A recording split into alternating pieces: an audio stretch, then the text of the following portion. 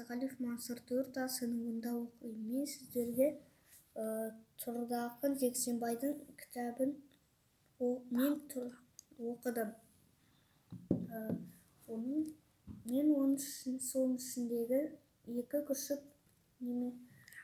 күшік әңгімесін айтып беремін. Ермектің екі күшігі болыпты. Біріншісі ақ,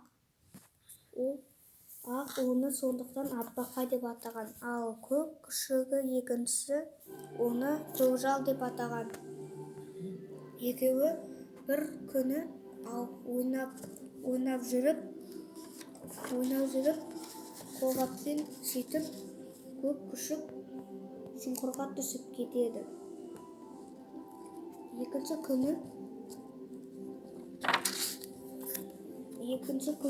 ол келмеді. Одан кейін Ермек не істерін білмей хабарландыру жазады.